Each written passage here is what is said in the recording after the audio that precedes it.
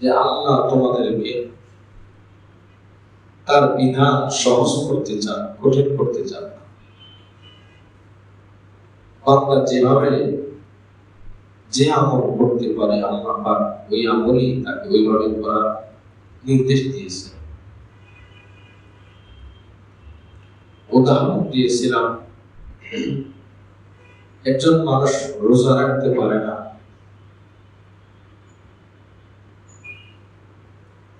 রোজা রাখতে পারে না যেহেতু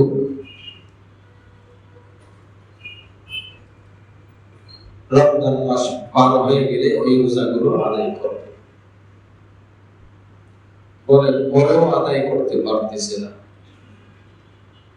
আল্লাহ পাক বলেন তাহলে অর্থের মাধ্যমে ফিদিয়া দিয়ে দিবে। দেখে গেল তার কাছে ওই পরিমাণ অর্থ নেই, রোজার ফিদিয়া, রোজা না রাখলে তার একটা ফিদিয়া আছে, তার পক্ষ থেকে অন্য কেউ এটা আদায় করবে এমন কেউ নাই। আল্লাহ পাক তখন বলেন, যাও বান্দা আমি তোমাকে মাফ করে দিলাম। সুবহানাল্লাহ।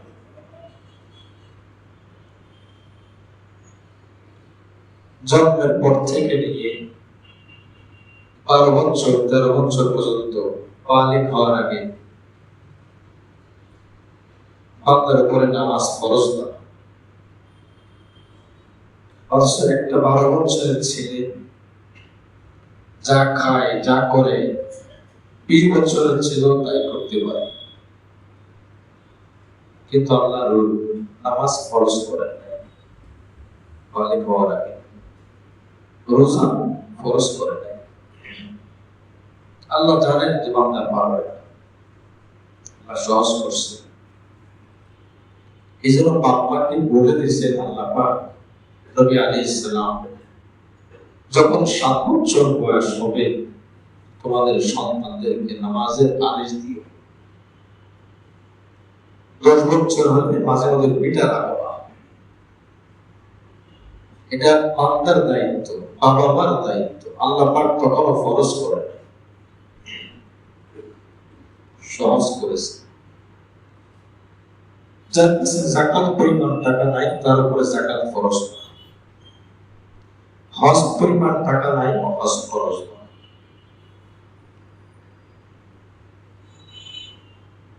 আল্লাহ পাক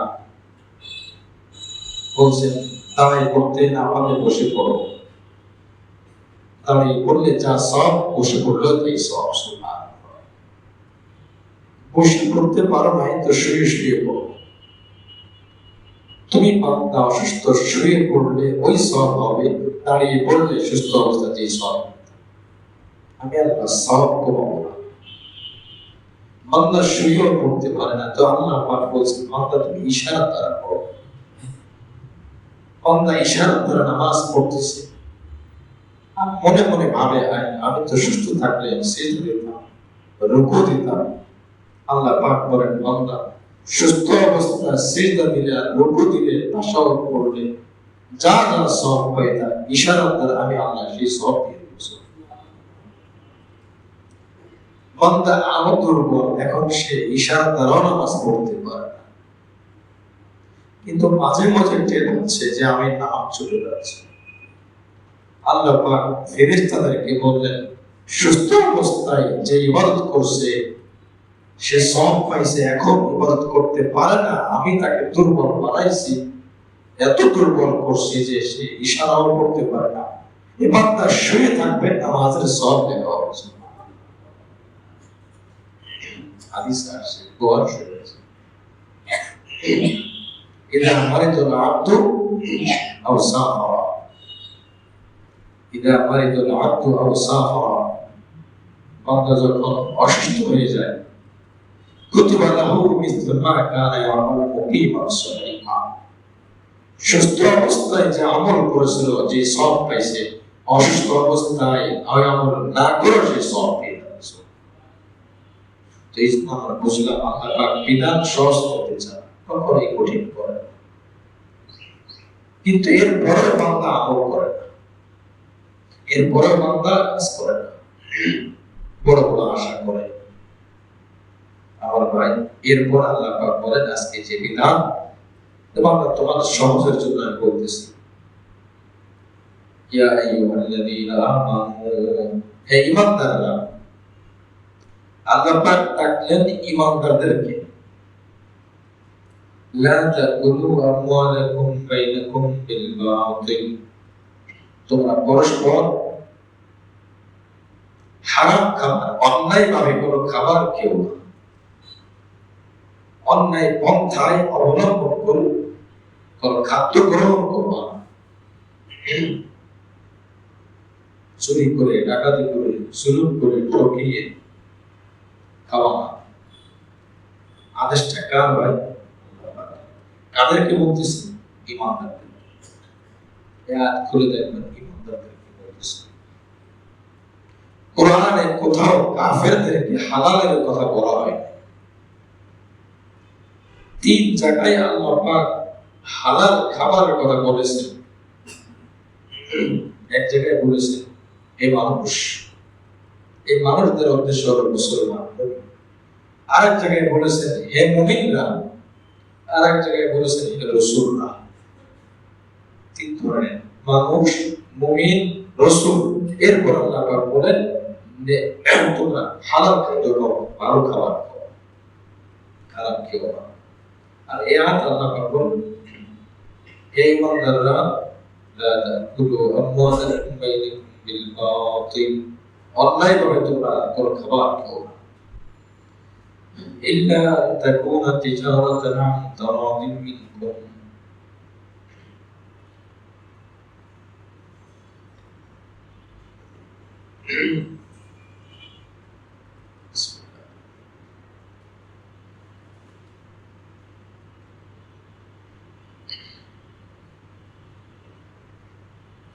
ঈমানদাররা তোমরা অন্যায় ভাবে কোনো খাবার খাবে না।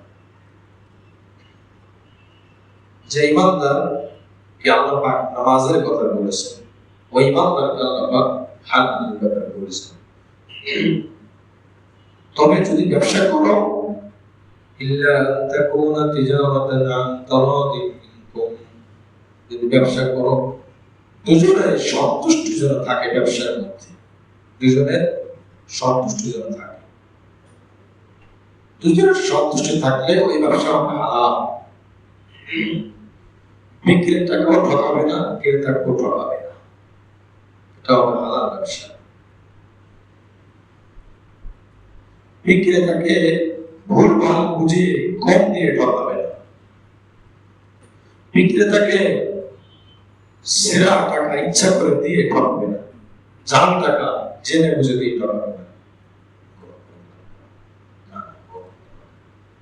আচ্ছা ভাই, জাল টাকা আমি জেনে বুঝে দেওয়া আমার জন্য কি জায়েজ হবে? বলে আমাকে যে দিয়েছে, আমাকে যে দিয়েছে, এটা 2 উত্তর। 1 নম্বর হলো আমার যাচাই বাছাই করে নেওয়ার দায়িত্ব আমার। নম্বর 2, তারপরে যদি আমি ঠকে গেছি, এখন আমি ঠকলাম, আচ্ছা দুনিয়াতে আমি ঠকছি, আমি কি আখিরাতে ঠকছি? দুনিয়ার ঠকা বড় না আখিরাতে ঠকা বড়? আখিরাতে। তো আমি তো ঠকলাম দুনিয়াতে, দুনিয়াতে ঠকে আমি কিন্তু আখিরাতে জিতছি। আমাকে একজন 4 টাকা দিয়ে ঠকাইলো, ও আমাকে ঠকাইছে, আর আখিরাতে আমি জিতছি। আমি আবার জেনে বুঝে আরেকজনকে ঠকাইলাম, তো সে ঠকে সে জিতছে, আর তাকে দেওয়ার কারণে আমি হেরে গেলাম। এই জন্য বিক্রেতাকে ঠকাবে না। মাল একটা নিয়ে গেছে, নিয়ে যাওয়ার পরে চুক্তি করে আনছে, ভাই কি মাল দিচ্ছে? মাল তো ভালো না, মাল ফেরত দেয়, টাকা ফেরত দেয়। মাল ত্রুটি করে ফেরত দিলাম, হারাম না জায়েজ। অন্যরকম বিক্রেতাও তাকে ঠকাবে না, মিথ্যা কথা বলবে না, মিথ্যা কথা বলবে না। মারে ঠকাবে না, কসম করবে না। হযরত ইমাম আযম আবু হানিফা রাহমাতুল্লাহি আলাইহি বড় ইমাম, বড় ফকিহ ছিলেন। উনি ফাঁকে ফাঁকে কাপড়ের ব্যবসা করতেন, লোক দিয়ে করাইতেন, নিজে করতে পারতেন না, দিন চর্চা থাকলে করা যায় না। তো একটা কাপড়ে একটা সমস্যা ছিল, একটা কাইটের কাপড়ে ওনার কর্মচারীকে বলছে যে এই কাপড়টা যাকে দিবা বলে দিবা যে এই কাপড়ের মধ্যে একটু সমস্যা আছে, আপনি নিয়ে নিতে পারেন, বাকি কিছু কম দাম বলে দেব। যে কথা সেই ঠিক। ইমাম আযম আবু হানিফা আসছেন, আসার পরে বলতেছেন কি অবস্থা, বলেছে হুজুর ব্যবসা করছি। ওই কাপড়টা ম্যানেজার বলতেছে, ক্যাশিয়ার বলতেছে হুজুর ভুল হয়ে গেছে, কাপড়টা তো দিয়ে দিছি, আমি তো বলতে ভুলে গেছি। কোন কাপড়টা সেটা তো বলতেই ভুলে গেছি আমি। এখন যে লোক কাপড়টা নিয়েছে উনি ঠকছে কিনা? ইমাম আযম আবু হানিফা বলেন, আজকে যে পরিমাণ টাকা তুমি বিক্রি করছো, তোমার ক্যাশে জমা হয়েছে, সব টাকা আল্লাহর রাস্তায় সদকা করে দাও। সুবহানাল্লাহ। ম্যানেজার ক্যাশিয়ার বললেন, হুজুর কাপড় তো একটা দাম সদকা করে দিই, যুক্তি আছে কিনা বলেন, বাকিগুলো তো হালাল। হুজুর বলতেছে তোমার কথা ঠিক আছে, এবার আমার কথা শোনো, ওই টাকাটা কোনটা, যে টাকা উনি দিয়েছেন তুমি কি বের করতে পারবা? বলে না, পারবো না। তাহলে তুমি যেটা দিলা ওটা তো চলে গেল, আর যেটা রয়ে গেছে ওটা আমার পেটে আসলো, আমি শব্দ নিয়ে খেতে চাই না, সবগুলো সন্তান করবো। এই জন্য তারা হাত তুললে দোয়ার সাথে সাথে উপরে চলে যেত, আর আমরা হাত তুললে দোয়া ফেরত দেব। মুসলিম শরীফের হাদিস। আচ্ছা, ইমাম বুখারী হাদিস লিখেছেন। ইমাম বুখারী ওনার ঘটনা আসে, উনিও মাঝে মাঝে অনিয়মিত ব্যবসা করতেন। একদম লোক কিছু জিনিস ওনার কাছে বিক্রি করে গেছে, উনি নিয়োগ করছেন অমুক গ্রুপ যখন আসবে, তো ওই গ্রুপ যদি এসে আমার কাছে এই জিনিসের দাম 5,000 টাকা বলে আমি দিয়ে দেব। মনে মনে কি করছে, নিয়োগ করছে 5,000 টাকা দিয়ে দেব, 5,000 টাকা আমার লাভ মোটামুটি চলবে। ওই গ্রুপ আসার আগে আরেকটা গ্রুপ আসছে অপরিচিত, যে গ্রুপটা আসার কথা ছিল, ওই গ্রুপটা আসে না এখনো, নামাদানিও করে নাই, তবে ওনার মনের মধ্যে আছে অমুক কিছু আসে 5,000 টাকা দিয়ে দিব। এরা আসার আগে আরেকটা গ্রুপ আসছে, এসে বলতেছে এই যে কাপড় আপনার, এটা 10,000 টাকা দেবো, আপনি দেবেন? ইমাম বুখারী চিন্তা করলেন এরা তো ওর থেকে বেশি বলছে, মানে ওর থেকে বেশি বলছে বলতে ওদের সাথে তো আমার লেনদেন হয় নাই, আমি তো 5,000 টাকা দেওয়ার নিয়ত করছি, কিন্তু ওরা তো আমার কিছু বলে নাই, তার মানে এখনো লেনদেনের আলোচনা হয় নাই, আমি মনে মনে সাজায় রাখছি ভগবানের কাছে বিক্রি করবো। ইতিমধ্যে এরা বলতেছে হুজুর 10,000 টাকা দেবো, দিবেন? উনি বলতেছেন না, আমি এটা 5,000 টাকায় দেবো, তোরা তোমাদের কাছে দেবো না, ওই গ্রুপের কাছে। এরা বললেন হুজুর এখনো তো কোনো আলোচনা হয় নাই, আপনি কি কথা দিয়েছেন? বলে না, কথা দিই নাই। তাহলে দিয়ে দেবো না। শোনো, আমি মনে মনে ব্যবসাটাকে 100% চেষ্টা করতেছি সতেজ রাখার জন্য, মনের মধ্যে কোনো সংশয় না থাকে, যা আমি তো মনে মনে সাজাই দিচ্ছি ওদেরকে দেওয়ার জন্য, যদিও তোমাদের কাছে বিক্রি করা সম্পূর্ণ বৈধ, কিন্তু আমার কাছে উত্তম মনে হচ্ছে অল্প লাভে ওদের কাছে বিক্রি করা, আমি সেটাই ওদের কাছে বিক্রি করব, তোমাদের কাছে বিক্রি করব না। ফলে তিনি 5,000 টাকা কমে 5,000 টাকা ওই গ্রুপের কাছে বিক্রি করতেছেন। সুবহানাল্লাহ। কি বুঝলেন ভাই? আল্লাহ মুসলিম শরীফের মধ্যে আসছে, আল্লাহ রাসূল সাল্লাল্লাহু আলাইহি ওয়াসাল্লাম বলেছেন হাদিস,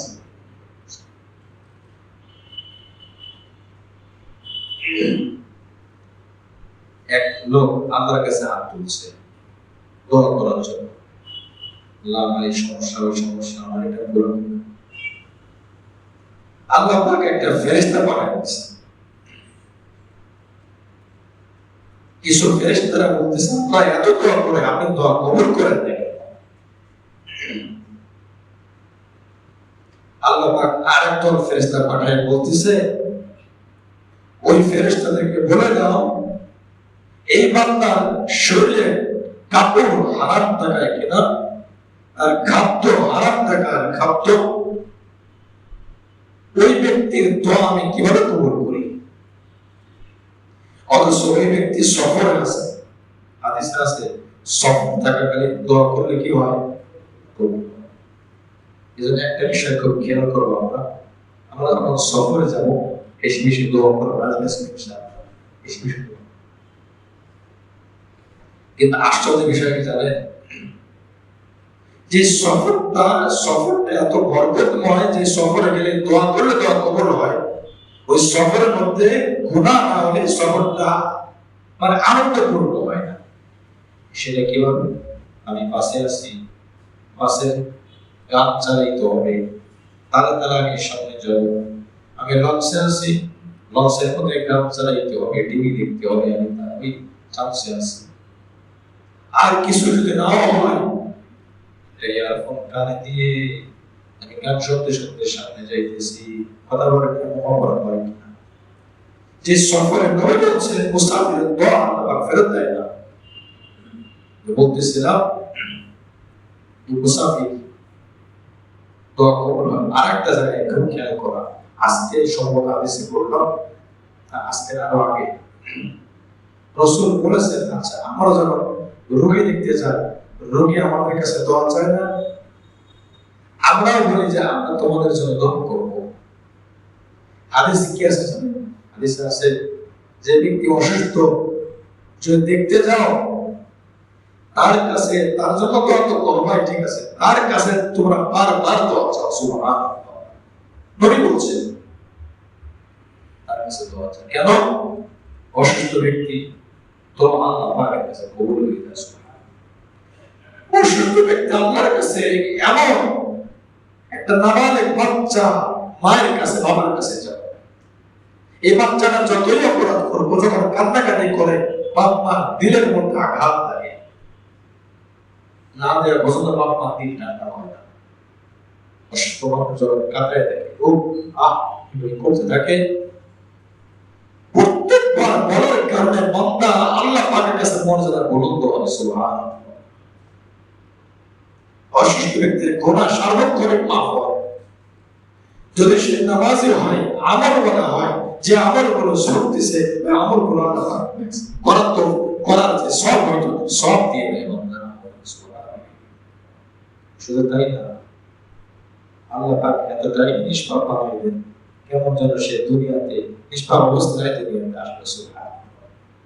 এই জন্য অসুস্থ রোগীর কাছে যখন যাবো, তার জন্য দোয়া করবো, ভালো কথা বলবো, সান্ত্বনা দেবো। আমরা অনেক সময় বেশি আদর, বেশি সহানুভূতি দেখানোর জন্য আল্লাহ তো অনেক বড় করতেছে, এত বড় কেন কাউকে দেখি নেই, হতাশার বাণী না শোনাও, হতাশার বাণী না শোনাও। আপনি আশার বাণী দেবেন, যদি ঘটে যায় তার দিলের মধ্যে একটা বড় ধারণা হবে আল্লাহ পাক অনেক কিছু করতে পারে। বোঝার জন্য ঘটনা, হাসান রাহমাতুল্লাহ আলাইহি, হাসান বসরি না, সফরে আছে, নদীতে নৌকা চলতেছে, হঠাৎ করে ঝড় আসছে, ঢেউ শুরু হয়েছে, ঢেউ আসার পরে এমন অবস্থা যে এটা ডুবে যাবে, সবাই বলতেছে যে নৌকা ডুবে যাবে, ডুবে যাবে, ডুবে যাবে। একমাত্র উনি বলতেছেন নৌকা ডুববে না, একমাত্র উনি বলতেছেন নৌকা ডুববে না। কিছু কিছুক্ষণ পরে বিপদ থেমে গেল, দেখলাম নৌকা ডুবে নেই। এখন বলে সবাই বলছে নৌকা ডুববে, দুনিয়াকে বলছে নৌকা ডুবে নেই। তখন ওনার কাছে জিজ্ঞাসা করছে, ভাই আপনি মুসলিম কেমনে বুঝলেন, কেমনে করতে হবে, কেমনে বুঝলেন নৌকা ডুববে না? তখন সে বলতেছে, আর শোনো, আমিও জানি নৌকা ডুবে যেতে পারে। তোমরা যে বলতেছো নৌকা ডুবে যাবে, আমিও জানি নৌকা ডুবে যাবে। তো বললেন কেন নৌকা ডুববে না? বলে এই জন্য বলছি, যদি ডুবে যায় তোমরাও মারা যাবে, আমিও মারা যাবো। আমি তো বলছি নৌকা ডুববে না, কিন্তু যদি ডুবে যায় তোমরাও মারা যাবে, আমিও মারা যাবো। আমার এখানে তোমরা পাবা, কি কথা ঠিক কিনা? সবাই তো মারা যাবে। আমার তো বাবা না, বাইরে জিজ্ঞেস করবো, আমি তো বলছি যে নৌকা ডুববে না, নৌকা তো ডুবে গেল। কথার যুক্তি আছে কিনা? আর যদি না ডুবে তাহলে তো যাওয়াটা এখন হচ্ছে, আমি ভালো ধারণা করে বলছি নৌকা ডুববে না। এবং লেখছে আপনার এই ভালো ধারণার কারণে আল্লাহ নৌকাটাকে রক্ষা করছে। সুবহানাল্লাহ। একজন মানুষের ভালো ধারণা, যা আল্লাহ ইচ্ছা করে নৌকা না ডুবাইতে পারে, ওই ভরসা বলছে নৌকা ডুববে না। এই জন্য রোগীর কাছে ভালো কথা বলা, হতাশা মানুষ এটা কিছুই না, এটা কেন রোগ হয়ে গেল, অর্ধেক সুস্থ হয়ে যায়। ডাক্তারের কাছে যাওয়ার পরে ডাক্তার বলে বহুত দেরি করে আসছে, যা ঘটনা ঘটায় নিয়ে এসেছেন। এটা বললে রোগীর রোগ যদি থাকে 30 মাত্রায়, ওটা 7 মাত্রায় চলে যাবে অটোমেটিক। আর যদি 7 মাত্রায় থাকে, ডাক্তার যদি বলে আরে আপনার ভালো সময় আসছে, তাহলে কোনো সমস্যা নেই। আচ্ছা বলেন, এই রোগী যদি সুস্থ না হয়, তারপর এই ডাক্তারের কাছে কোনো রোগী আসবে, ওরা কথায় অর্ধেক বলা হয়ে যায়। আমার ভাই, এটা ডাক্তারের কৃতিত্ব না, এটা আমাদের রাসূল সাল্লাল্লাহু আলাইহি ওয়াসাল্লামের কৃতিত্ব। সুবহানাল্লাহ। উনি বলেছেন, উনি শিখিয়েছেন হতাশা করি না, সন্দেহের কারণে বেশি হতাশা করে শুরু যাবে। আপনি সন্দেহ করে খালি ভূমিকম্পের ভয় দিলেন, সন্দেহ করে ভূমিকম্পের ভয় দিয়ে গেলেন। সতর্কতা, সচেতনতা এক জিনিস। ফেসবুকে দেখলাম বলছে যে 27 তারিখে বিরাট এক ভূমিকম্প হবে, সকালে অথবা রাত্রে। কি হবে কেউ বলতে পারে না। আজকে কয় তারিখ? 28 তারিখ। কি হয়েছে? কিছু হয়েছে? আচ্ছা যদি হতো, ওর কথার কারণে হয়নি, আল্লাহ পাক যেটা ফায়সালা করছে সেটাই। আকাশে দেখা যাচ্ছে মেঘ, আবহাওয়াবিদরা বলছে যে বৃষ্টি হতে পারে, এরপরে বলা হতে পারে, হতেও পারে, নাও হতে পারে। ভূমিকম্পটা আমার দেখার ভিতরে কোনো কিছু আছে। তবে আমাদের পদক্ষেপগুলো সচেতনমূলক জন্য হয়, সুন্দর হয়। আমরা আসলে নিয়ম মেনে চলি, এটা আমাদের ত্রুটি। বিল্ডিংটা একটু সুন্দরভাবে বানাইতে হয়, রাস্তাঘাট রাখতে হয়। আমরা এগুলো গরিব, পুরো ঢাকায় 1% জায়গার উপরে বাড়ি করে ফেলে, কোনো ছাড় দেখে জায়গায় কেন। যাই হোক, আমাদের দুর্বলতা আছে,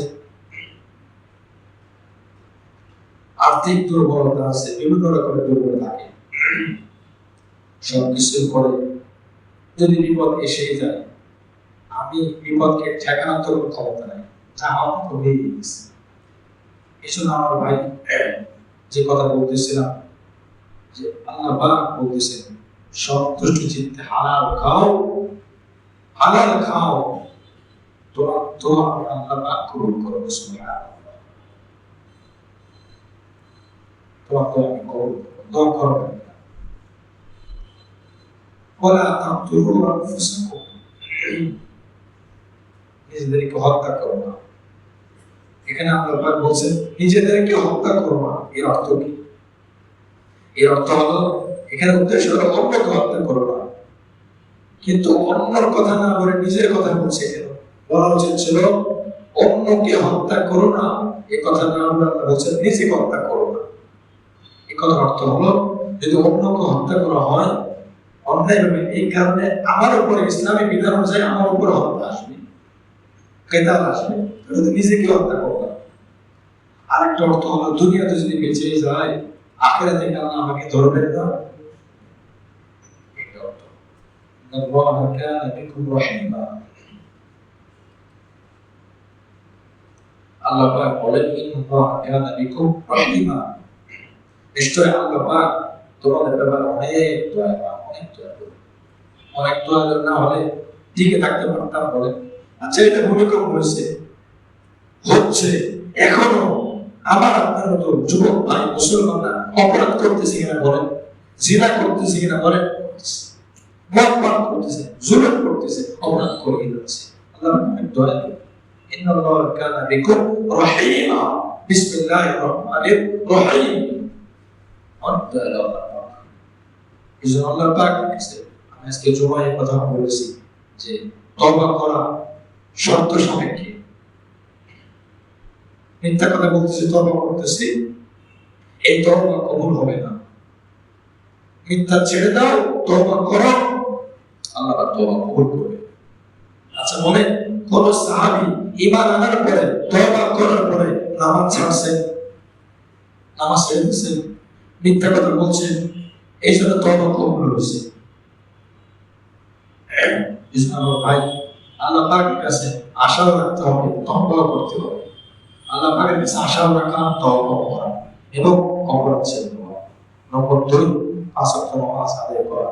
পরিবারে যারা আছে প্রত্যেকের পরিবারের দায়িত্ব, ওদেরকে বলা হয় নামাজ পড়ো, মা নামাজ পড়ো, মেয়ে নামাজ পড়ো, স্ত্রী নামাজ পড়ো, বোন নামাজ পড়ো, ভাই নামাজ পড়ো, ছেলে নামাজ পড়ো, নাতি নামাজ আদায় করো। যার ফরজ, এমনকি যার উপর ফরজ না বাচ্চা, ওই বাচ্চাকে ধরে নামাজ পড়ো। হাদিস আসছে যখন আমাদের বাচ্চারা কোরআন পড়ে, নামাজ পড়ে, আল্লাহ পাকের পক্ষ থেকে রহমত দুনিয়াতে নাযিল হয়। সুবহানাল্লাহ। যখন উপর থেকে রহমত আসে, নিচের থেকে গজব আসা বন্ধ হয়ে যায়। আল্লাহ পাক বলছেন সাথে সাথে করে কুল হুয়া কাদিরু আলা ইয়াবাসাতিকুম আলা মা মিন ফাওকিকুম, আমি আল্লাহ আসমান থেকে আযাব দিই, আমিন তাহতা আরজুলুকুম, আমিন তাহতা আরজুলুকুম মিন আরদিকুম। আল্লাহ পাক রব্বুল আলামিন 7 নম্বর পারা 14 নম্বর পৃষ্ঠায় এই কথা বলেন যে আল্লাহ উপর থেকে আযাব দিই, আবার নিচের থেকেও আযাব দিই। আচ্ছা বলেন, নিচে মানে পায়ের নিচে, আমাদের পায়ের নিচে কি আছে? মাটি, জমি, আযাব। মাটির আযাব কি? ভূমিকম্প। মাটির আযাব কি? ভূমিধস। কোরআনের আয়াত। আমি রাখবো, আমি পারি, আমি শক্তিশালী। এখন একটা ওদের দেখতেছে, একজন জ্ঞানী বুদ্ধিজীবী বলতেছে এটা কোনো গজব না, এটা প্রাকৃতিক একটা বিষয়, এটা কোনো গজব না, প্রাকৃতিক একটা বিষয়। ওরে আগুনের মধ্যে ধাক্কা দিতে হবে, ধাক্কা দিয়ে বলতে হবে এটা প্রাকৃতিক একটা বিষয়, এটা কোনো গজব না, আগুনের পড়ো, প্রাকৃতিক একটা বিষয়। অথচ কোরআন হাদিসে বহু জায়গায় আসছে, আল্লাহ নিজে বলছেন তোমার কাছে যে মুসিবত আসে, যে আযাব আসে, বিপদ আসে, তোমার গুনাহের কারণে আসে। কোরআন প্রমাণিত, হাদিস দ্বারা প্রমাণিত। আমার ভাই, এজন্য আল্লাহ পাকের কাছে আমরা ধাবিত হওয়া, আল্লাহ পাকের হুকুম নামাজ আদায় করা, এক নম্বর বললাম তওবা করা, গুনাহ ছেড়ে তওবা করা। নম্বর 2 নামাজ আদায় করা, বিশেষ করে সালাতুল হাজতের নামাজ আদায় করা বিপদ মুক্তির জন্য। নম্বর 3 সদকা করা, বেশি বেশি সদকা করা। সদকার পরিমাণ যত বাড়বে আযাব তত কমে যাবে। সুবহানাল্লাহ। হাদিস আসছে আল্লাহ পাক জমিন বানাইছেন, এরপর জমিন কাঁপতেছিল, এরপর আল্লাহ পাক পাহাড় বানাইছেন। যখন পাহাড় বানাইছে তখন জমিন কাঁপা বন্ধ হয়ে গেছে। এরপরে ফেরেশতারা বলতেছে আল্লাহ এত শক্তিশালী এই পাহাড় আপনি বানাইছেন, এর থেকে শক্তিশালী কিছু আছে? বলে হ্যাঁ আছে। সেটা কি? লোহা। লোহা দিয়ে পাথর কাটে, কাটে না পাথর, লোহা দিয়ে পাথর কাটে। ফেরেশতারা এরপরে বলে আল্লাহ লোহা থেকেও শক্তিশালী কিছু আছে? বলে হ্যাঁ আছে। কি সেটা? বলে আগুন। আগুনের সামনে লোহা ধরলে ওই মাত্রায় পৌঁছাইলে গলে যায়। আগুন থেকেও শক্তিশালী কিছু আছে? বলে হ্যাঁ আছে। কি সেটা? পানি। আগুনে পানি ঢালো, আগুন নিভে যায়। পানির থেকেও শক্তিশালী কিছু আছে? বলে হ্যাঁ আছে। কি সেটা? বাতাস। কি ঠিক না? হাদিস বাতাস। আল্লাহ বাতাস থেকেও শক্তিশালী কিছু আছে? বলে হ্যাঁ আছে। কি সেটা? আল্লাহ পাক বললেন, রাসূলুল্লাহ সাল্লাল্লাহু আলাইহি ওয়াসাল্লাম বললেন, ফেরেশতাদের কথা, বান্দার সদকা, বান্দা যখন গোপনে সদকা করে আল্লাহ পাকের কঠিন রাগ এই সদকা তার নিভে যায়। সুবহানাল্লাহ।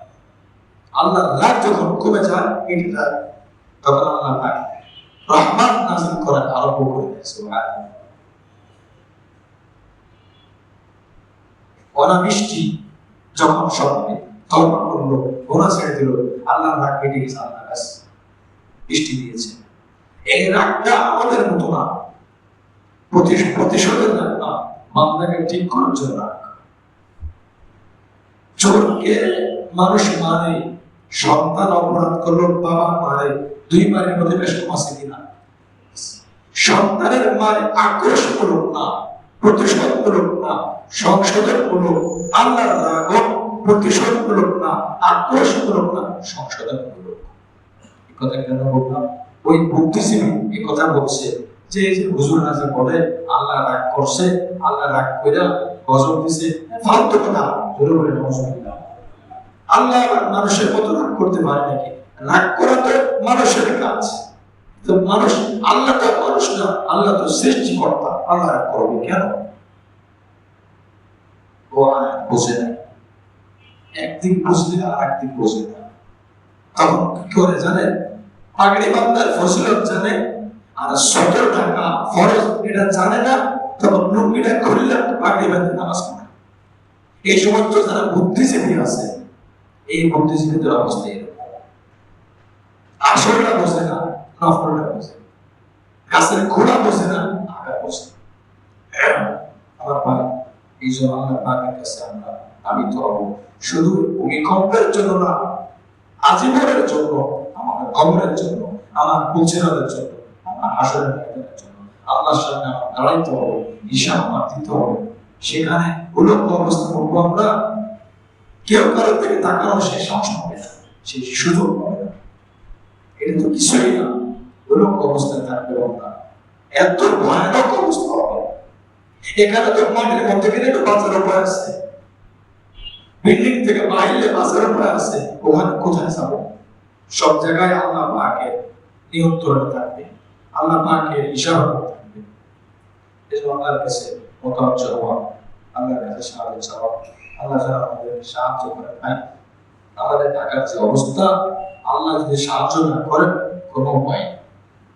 এখন বিল্ডিং গুলো ভেঙে গিয়ে নতুন করা সম্ভব? সব ঢাকা ছেড়ে যাওয়া সম্ভব? ঢাকা ছেড়ে গিয়ে কি মানুষ বেঁচে যাবে?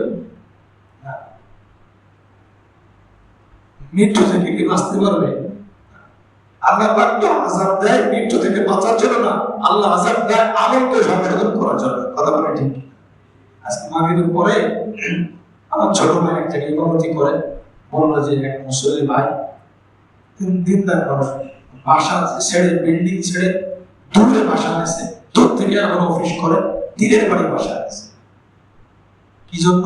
ভূমিকম্প হলে দিন আর কি পড়বে, পড়লেও কি করতে হবে? ঠিক আছে, ভালো কথা। কথা হলো দিনের করে গেলেও মৃত্যু কি ঠেকাইতে পারবে? দিনের করে যাওয়ার পরে কি হয় জানেন? তখন চিন্তা করে দিনের কারণে আমি আগে সময় করে গেল, আমার আশা করি মৃত্যু নিশ্চিত না, তো ভূমিকম্পের আগেও যে জীবন, দিনের ঘরে যাওয়ার পরে সেই জীবন। কথা বলেন ঠিক?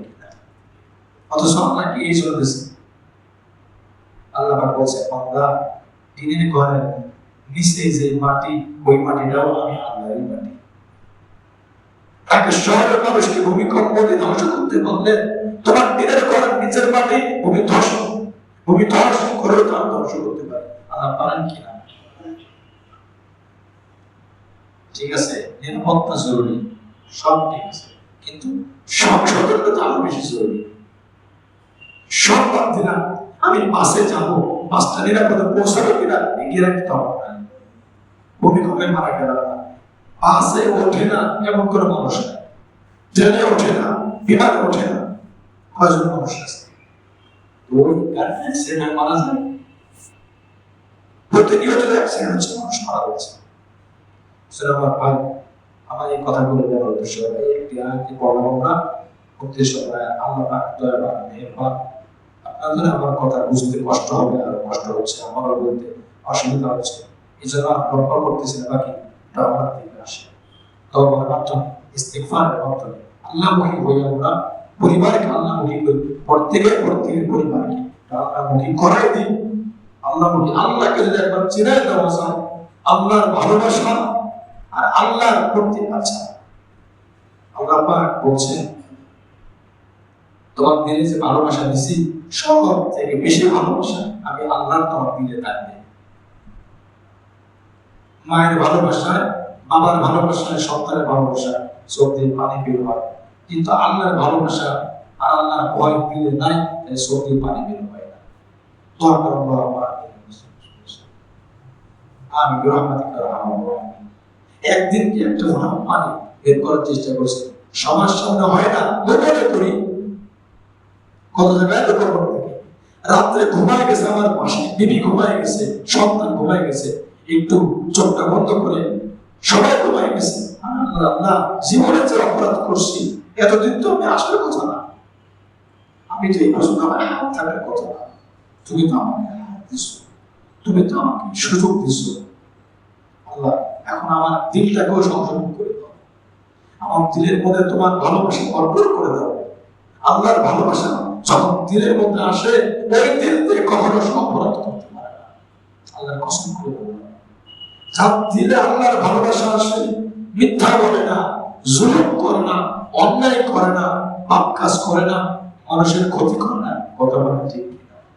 সাহাবাদের দিলে আল্লাহর ভালোবাসা ঢুকছিল, তাই তারা অপরাধ করে নাই। আমার দিলে আল্লাহর ভালোবাসা নাই, আপনার ভয় নাই। এই জন্য ভালোবাসা অর্জন করার জন্য কি করব? একটা আমল বেশি বেশি করে করতে পারে, বেশি বেশি জিকির করা। কি করা হয়? বেশি বেশি জিকির করা।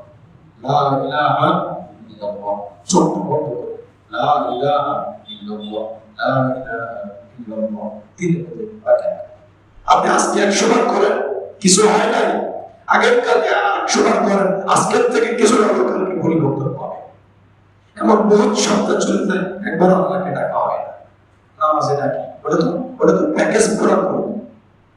এই জন্য আল্লাহর ভালোবাসা আসার জন্য জিকির জরুরি। জিকির নাই, তার দিলটা মোটা হয়ে গেছে, অন্তর পড়ে গেছে। আল্লাহ রাসূল বলছেন, যে মানুষ কাঁদে না তার দিলটা মরা, আর মরা কারণ জিকির নাই। জিকির দেওয়া হবে, মরা জমিনে পানি দিলে জমিনটা সতেজ হয়ে যায়, আর মরা দিলের মধ্যে জিকির লাগাইলে দিলটা সতেজ হয়ে যায়। আল্লাহ পাক আমাদের সকলকে আল্লাহকে পরিপূর্ণ ভালোবাসার তৌফিক